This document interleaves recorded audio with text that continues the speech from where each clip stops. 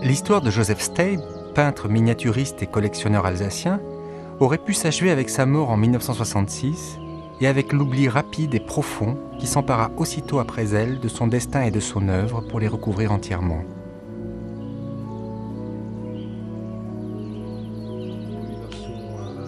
Pourtant, en 1985, sur le marché aux puces de Strasbourg, au moment où la mémoire de son existence est sur le point d'être engloutie définitivement, le destin fait se rencontrer François Pétry, un autre collectionneur alsacien, et l'un de ses tableaux portant le titre de Fête rurale. Ce tableau, bizarrement encadré dans un coffrage d'ex-voto, l'intrigue par son atmosphère étrange et surtout par l'association des trois couleurs bleu, blanc, rouge avec la date de sa signature, 1944.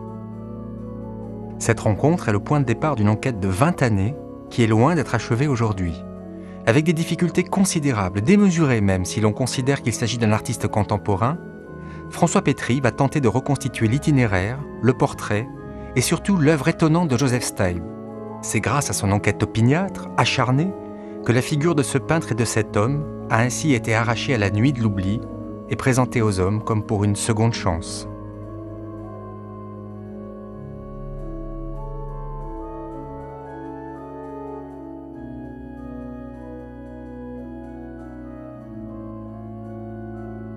Si on interroge aujourd'hui des gens de Brunstatt, la localité où Steyp a vécu, par exemple, depuis les années 30 jusqu'aux années 66, etc., même des gens âgés, il y en a extrêmement peu qui ont entendu parler de ce peintre, alors qu'ils en connaissent d'autres qui ont vécu à Brunstatt à la même époque. Donc il y avait quand même une certaine discrétion de la part de ce peintre. Qui fut au juste ce mystérieux Joseph Steyp ? À la fois un petit employé aux écritures de la mairie de Mulhouse, ensuite un peintre de miniatures et d'ex-voto dans le goût alsacien. C'est aussi un photographe et un collectionneur très avisé qui, malgré de faibles revenus, accumulera un très grand nombre d'objets anciens, de meubles, de tableaux. Charles Neff est intervenu lors de la mise en vente de ses collections.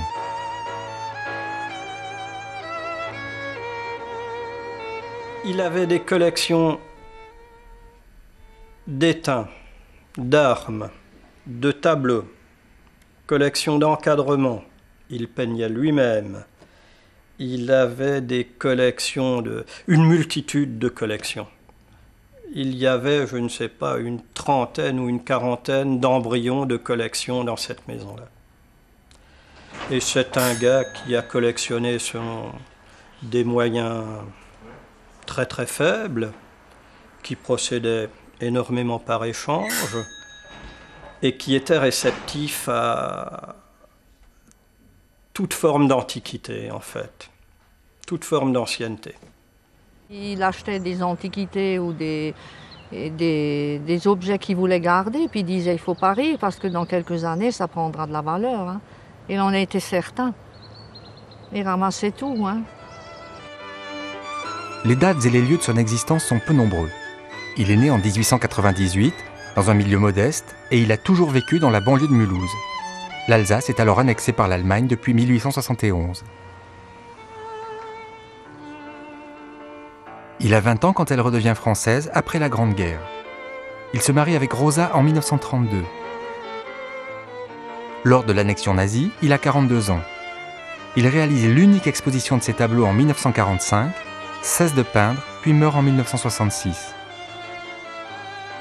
À la disparition de sa veuve en 1981, son œuvre, ses collections et son bric-à-brac sont dispersés, éparpillés, liquidés par les héritiers et les brocanteurs. On sait que c'était un petit homme à la santé fragile, souffrant de crises d'épilepsie. Les rares témoins se rappellent d'un joyeux drille, toujours prêt à animer les fêtes de famille. Il est un satiriste à l'esprit gouailleur et frondeur. C'est aussi un homme qui passait pour très pieux. C'est-à-dire, il avait visiblement un culte particulier pour le Christ mon pasteur, pour la Vierge également, etc. Il était visiblement, il avait, je pense, à la fois du côté familial et du côté de l'école des frères, etc. Il a dû recevoir une bonne éducation religieuse. Sur sa vocation de peintre, on ne sait pas grand-chose. Sinon qu'il a fréquenté un atelier de lithographie, puis le peintre Schwiller, gloire mulhousienne qui exposait à Paris. Il a ainsi peint un très grand nombre de tableaux de genre dans la tradition iconographique si particulière de l'Alsace. Et malgré l'exposition de son chef-d'œuvre, Le Salon des Rêves, en 1945, il ne sera reconnu ni même compris, pas davantage par ses contemporains que par son entourage.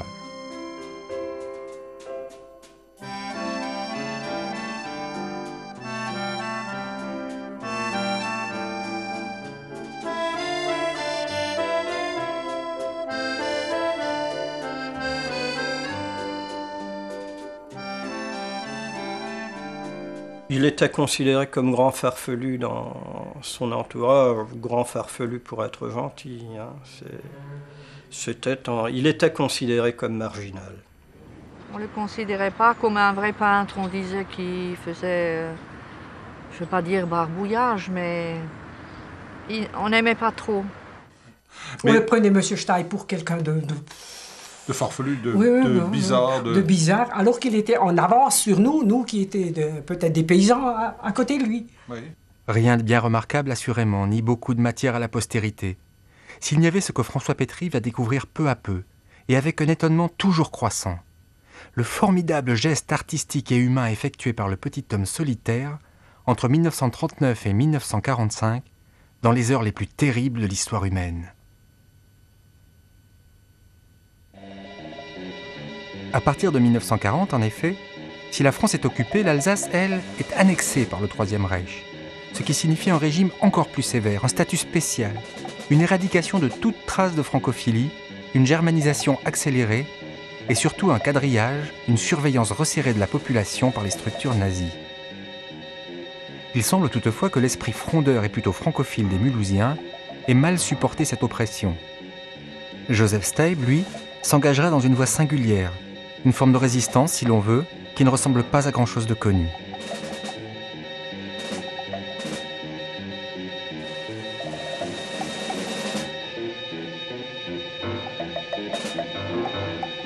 C'était un patriote, donc enthousiaste, hurrah patriote. J'ai entendu dire par ailleurs que Steib, par exemple, au moment de la guerre, se promenait par exemple béret en tête, alors qu'il y avait une Baskenmusk-Action. Il y avait une action qui était entreprise par les autorités allemandes contre le port du béret basque.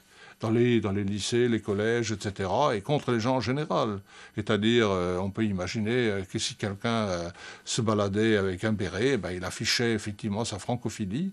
Et donc, on peut imaginer aussi que quelques gros bras faisant partie de tel ou tel mouvement nazi, croisant un gars de cet ordre-là, pouvaient le rudoyer un tout petit peu, parce qu'il portait effectivement un béret basque. Il portait toute la guerre, il portait le béret. On ne l'a jamais découvert, parce qu'il portait... Bon, moi, je croyais dans le temps qu'il le portait du côté, mais non. Il le portait en arrière. Ah bon, d'accord, oui. Comme ça, vous savez. C'est ainsi que François Pétry va peu à peu découvrir que le petit homme a peint durant toute la période de l'occupation des tableaux qui prennent pour cible l'Allemagne nazie, comme autant d'exorcismes lancés contre elle.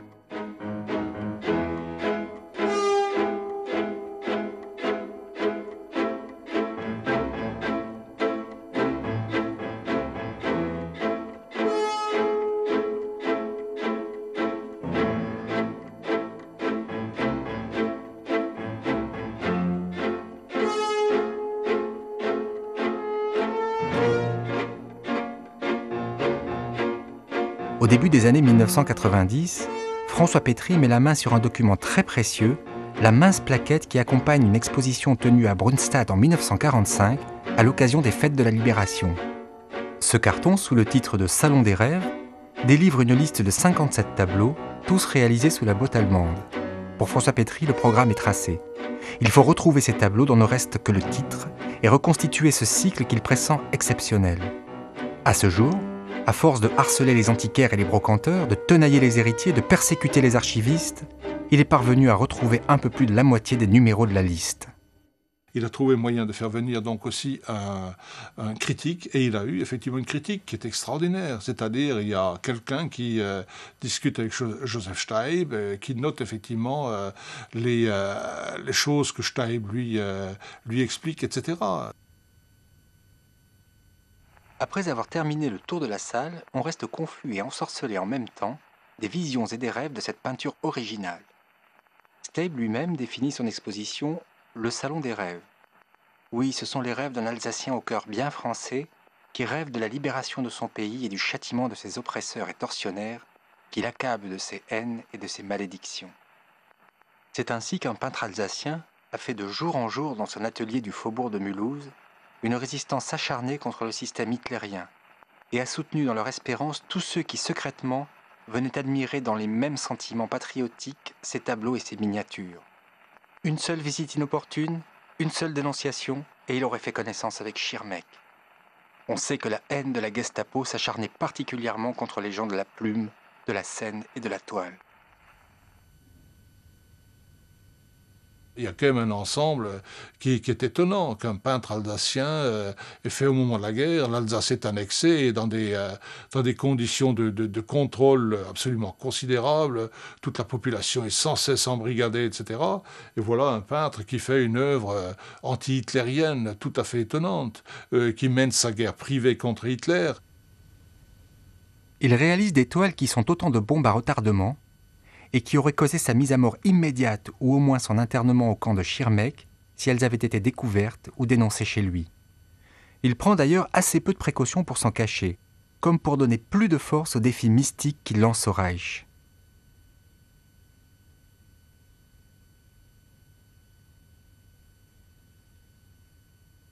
Nous sommes plusieurs à être très inquiets. Jacqueline Chiclin-Média est une des 2 seules personnes qui se rappellent avoir vu, enfant, les tableaux pendant la guerre chez les Steib. Et ceux-là? Celui, oui. Celui, Oui. Et Hitler aux enfers? Ça, c'est ce que je vous ai dit. Hitler Oui, aux enfers, ça, je vous me l'aviez rappelle parlé. vraiment. Vous l'aviez Il parlé. pouvait vous le montrer. Il était content, il rigolait par derrière. Il rigolait vraiment. Et la pendaison de Hitler? Ça, je me rappelle. Ça il a montré aussi. Oui. Bon, si moi j'avais à peine 13 ans, moi j'aurais pu le raconter à quelque part. Ça nous aurait pu coûter la vie. À tout le monde. Oui, toute la famille, mais oui. Ça, je me rappelle très bien. Eh bien, encore hier soir, j'ai regardé, ça c'est le Gauleiter Wagner, celui. Wagner, celui de Mulhouse. Oui. Et Hitler a un pot de chambre sur la tête? Ça, je sais. Oui. Et mais ça vous avez existe. vu d'autres tableaux avec Hitler et le pot de chambre? Avec le pot de chambre, avec la balayette. Avec la balayette à la main? Oui. Donc c'est assez, peut-être un peu imprudent pour quelqu'un comme Steib de montrer ceci à des enfants qui bavardent.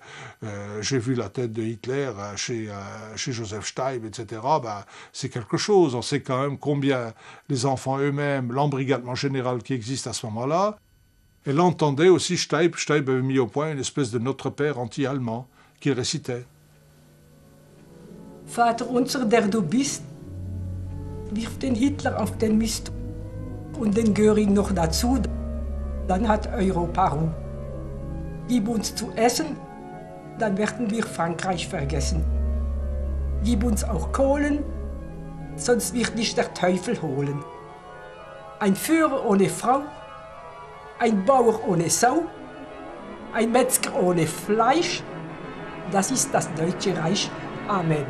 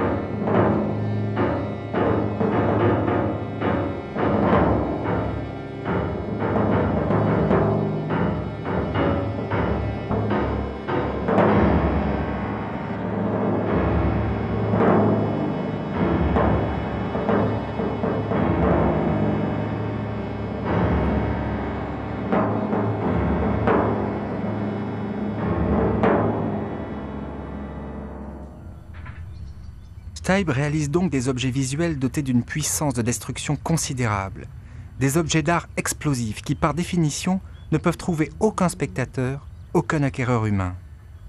Ce potentiel de ravage qui leur est conféré les doue d'un pouvoir magique qui ressemble à celui des ex-voto. En tout cas, ils sont le témoignage que l'art peut être une nécessité vitale, une réponse à l'oppression, qu'il a une fonction autant qu'il est expression, et que sa force d'exorcisme en fait un objet surnaturellement utile.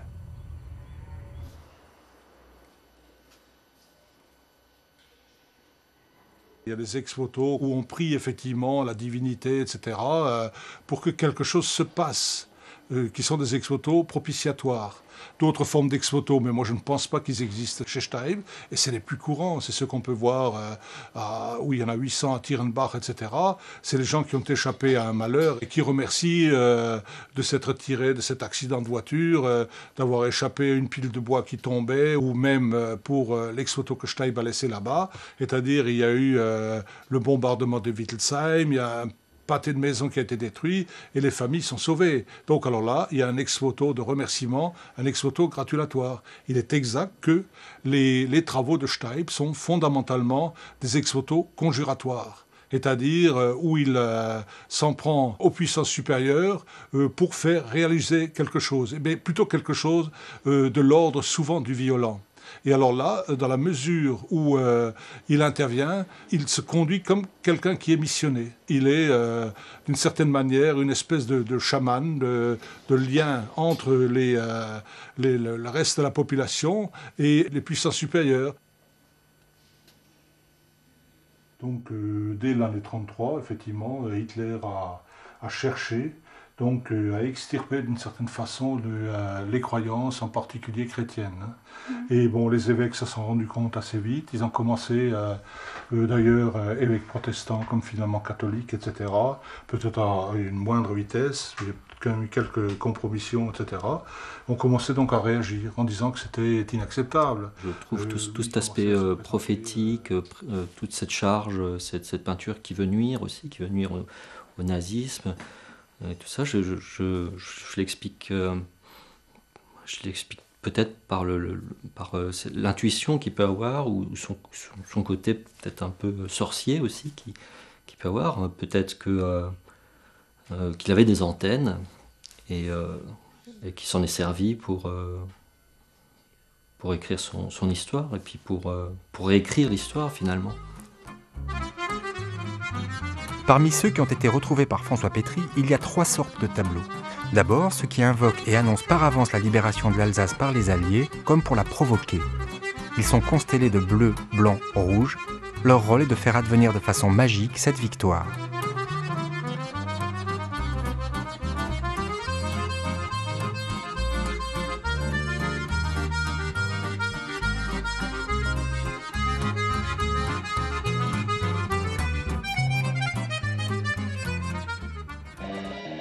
Puis il y a les tableaux qui représentent de façon plus ou moins symbolique des épisodes de la vie sous le joug nazi, comme pour en conjurer les malheurs.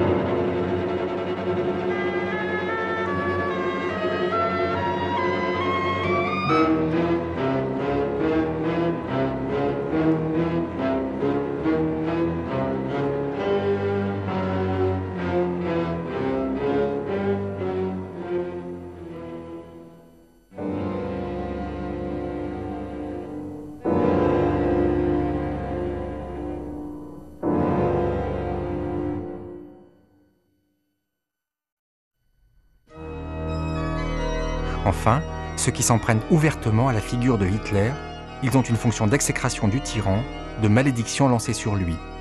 Ils comportent tous les signes d'une passion inversée, d'une passion noire, dans laquelle Hitler tient le rôle de l'antéchrist.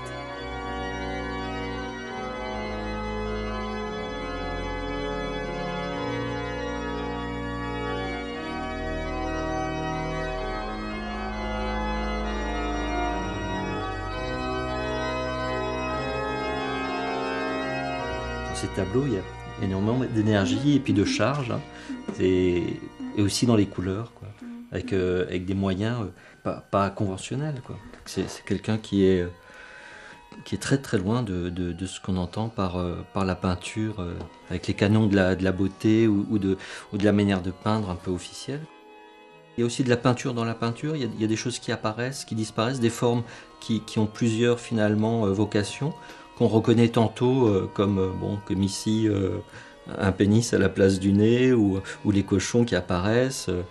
On s'aperçoit que c'est très violemment anti-nazi, on pourrait presque opposer ça à l'art officiel nazi qui utilise des canons complètement éculés, très rigides, et où il y a une image du beau qui est presque à l'opposé de celle-là, quoi.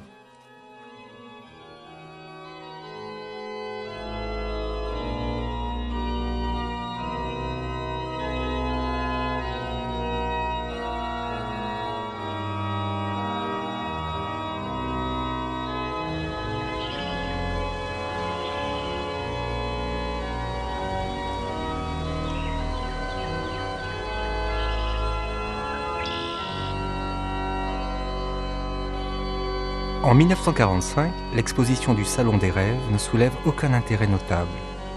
C'est pourtant la seule exposition que Steyp fera de ses œuvres. Après elle, il cessera quasiment de peindre.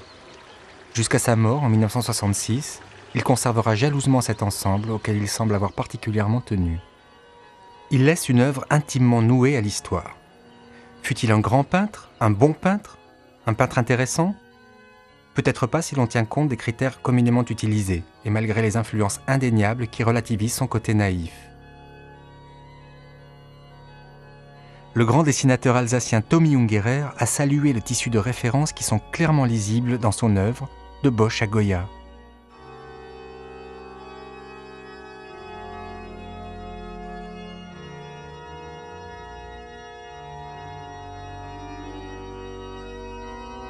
Ce qui est certain, c'est qu'il fut un artiste important. Si un artiste est celui qui trouve la formule adaptée à ses moyens pour mettre en forme une nécessité intérieure essentielle. Par le sujet très très grave comme ça qu'il aborde, hein, cette histoire très tragique, par les risques qu'il a pris en nous livrant ça, dans une extrême solitude. Je pense que c'est quelqu'un qui dépasse aussi un petit peu l'idée traditionnelle du peintre. Et ce que nul ne saurait mettre en doute, c'est qu'il est un exemple de résistance que chacun peut mener contre la pire oppression, même dans la plus profonde solitude, en prenant appui sur une claire vision du bien et du mal. Je fais un petit trait d'union avec Kant qui dit que finalement, dans la quête du bon et de ce qui est bien, finalement, faut pas se référer à des idéologies. On l'a en nous-mêmes et puis il faut peut-être suivre un peu sa voie. J'ai l'impression que Steyp est très isolé à ce moment-là et qu'il innove un petit peu dans la peinture ou dans sa peinture et qu'il est vraiment dans une voie très très solitaire. Et cette quête du bien, c'est aussi une quête finalement très politique, où il est à contre-courant. Il est complètement à contre-courant de son époque. C'est de la folie de s'engager comme ça, seul contre un système, contre une idéologie comme le nazisme. Steyp s'est donné pour mission créatrice de rétablir de façon magique et symbolique ce que la folie du monde a inversé. Et ainsi, la figure de Steyp nous permet de dessiner la silhouette d'un artiste qui implique sa création dans la vie même, en fait un élément consubstantiel et nécessaire de son intégrité morale dans un monde terrifiant. Rien qu'à ce titre, Joseph Steyp mérite de rester parmi nous.